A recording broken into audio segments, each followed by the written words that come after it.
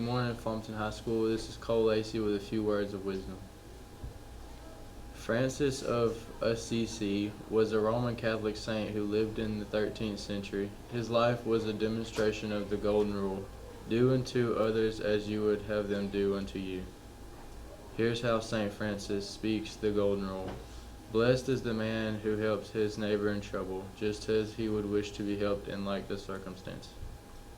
All of us get into trouble as we walk this journey called life. Little ones fall off their bicycles, teenagers get their hearts broken, parents lose their jobs, senior citizens fall ill.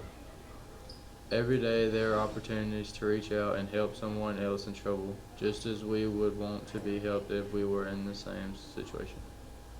Today, practice the Golden Rule and treat others as you would wish to be treated. With someone to think about, this is Cole Lacey. Make it a great day or not, the choice is yours.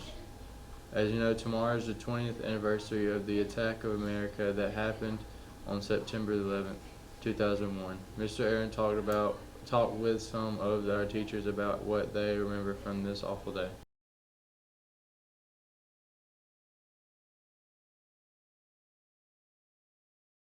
A day that I'll never forget. It's a day I guarantee if you ask most anybody who was alive then, of course, what were you doing that day, they remember. And I was in my second year as a teacher. Started in the year 2000. So I was in my second year, and I was in an IEP meeting. I was a special education teacher, and I remember Mr. Paul Dickerson was the counselor at Escambia County High School. He actually came in and knocked on the door and called me to the door. I was having a meeting. He wanted to let me know, what had just happened. At the time, I didn't really know. First, you just know that there was a plane that hit a building, but I remember his words were, a plane hit the building, but I think it's something more than that. I had gone to a prayer meeting that morning at 6 o'clock at my church there in Auburn, and was there until about 7 and went home to start getting ready for school that day. And as I was getting ready, my roommate came in and he said, "Hey, did you hear about the airplanes hitting the World Trade Center?" And I said, "No, didn't hear anything about that." And I didn't think anything of it. I thought maybe a small little, prop plane had accidentally slammed into the side of the building or something like that. It was just, kind of a story that was being covered. I had no idea what was going on. And sitting in the doctor's office, and they had the TVs going, and I saw that happened in New York City and in Washington, D.C. And I was not really aggravated that my child was sick, but I just had so much I needed to cover that day, and it put me a day behind. So I was just a little frustrated with how I was going to finish out the week. And we was kind of unclear about the information that was given. So we went to that teacher's lounge, we gathered around, and we noticed that there had been a bombing, an attack on our country, and we were kind of unclear about what had happened. And actually it was said that a plane had crashed into the building, and we were getting, news briefings of the actual crash.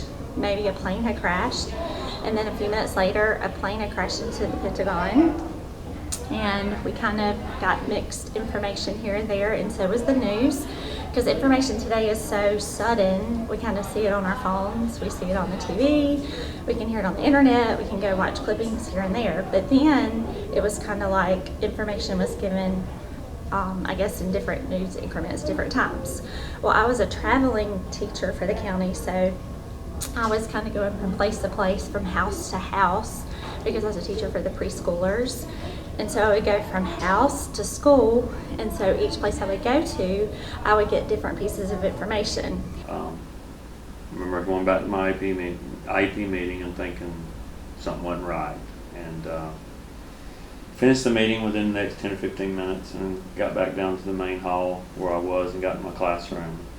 Turned on our television. We had television in the classroom, we all did. And Keaton, he was in the room next to me. He brought his class over and we just started watching it, And then I remember when the second plane hit, I was watching it when the plane hit. I was watching a live shot when the second plane hit. And I looked at Coach Knoll, I told him, I said, that's not a coincidence. This is an attack. So I got ready for school and went into campus and got into my building for class. Before I went into my classes, I went to our computer lab and I checked my email, as I always did. And while I was there, I started looking at, different news websites, USA Today and stuff like that. And that's when it started to hit me what was happening. And the class that I had that morning was in a big lecture hall. And so when I walked in, they of course had a projector screen down, and they were projecting the news coverage from ABC and CBS and all the different news outlets. And we just sat there and watched it for like an hour. And at that point, both towers had been hit. And when the first tower came down, of course, everybody just let out a gasp and just couldn't believe what we were seeing. And our professor said, well, of course, obviously we're not going to have class today. So if you feel like you want to stay and continue to watch, please feel free to. If you feel like you need to go, you're more than welcome to leave. But we're going to keep going with this until, the university makes a decision about what they're going to do. And later on that day, the university decided they were going to shut down the campus, and we had classes suspended for the rest of that week. But I just remember me and 4 or 5 of my friends went back to one of our apartments and just continued to watch the news coverage. And then the second tower came down. And at that point, we just had kind of seen everything that we could stomach to see. It was just such a surreal experience. We didn't know what to do. So we just decided to go for a ride. We just all piled up in one of them's Jeep and went just for a drive out to Chihuahua State Park, which is not far out from campus there at Auburn. And it was just such a surreal experience. And I can remember feeling for the first time in my life as a 21-year-old that it really felt like there was some kind of an imminent danger that was going to touch anybody and everybody, that there was no one that was off limits to what could happen at that point, because it was such a shocking thing. It didn't know where was it over? Was something else going to happen? Where would that occur next? And my wife, who was a student at Auburn University at Montgomery at the time, we were still dating, and that evening I drove down to Montgomery to see her, and her brother was in the Air Force, was stationed at Maxwell Air Force Base in Montgomery, and we tried to get on base to go see him and his family, and of course they weren't letting anybody on base. They had machine gun turrets at every gate.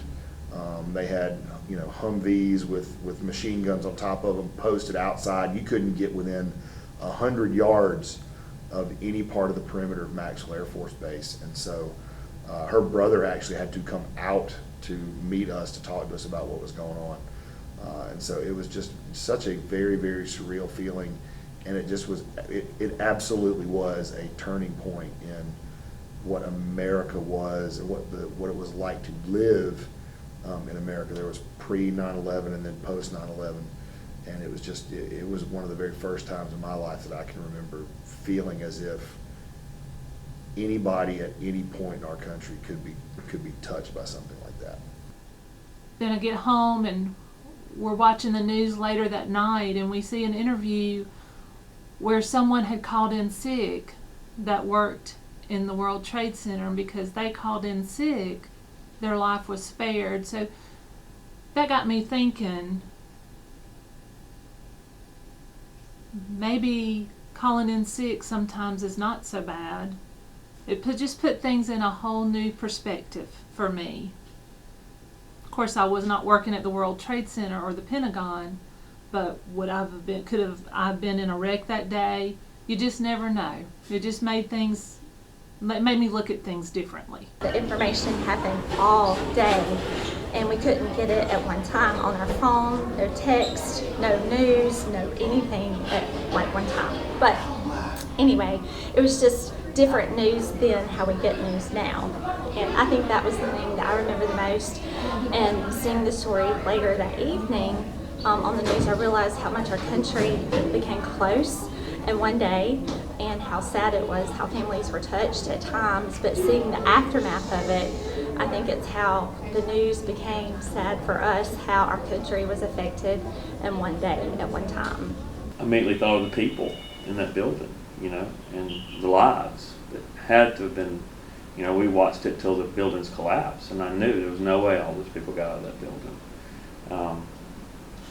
Then you go back and you watch all the documentaries and you see, what happened with people and people jumping and things like that. It just hurts you as an American. It hurts you. It hurts you to know that folks want to do that to other people. And And it made me mad. And thought about actually joining the military at the time, but I got talked out of that. But it makes you want to go and do something about it, you know, because, you know, this is my country, and, you know, those people up there were just going about their daily lives like I am today, right now. And, you know, some of them's lives ended that day. And people lost husbands, people lost wives, daddies, mamas, family, you know. So it really something I'll never forget. And I was proud of our country's response. And it's just, it's hard to explain it unless you actually saw it, you know.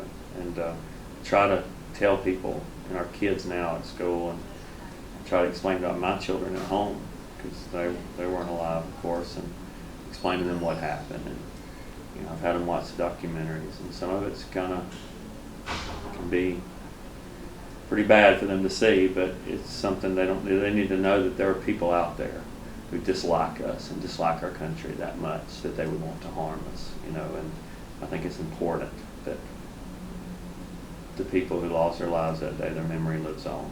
And, you know, it's just something I'll never forget.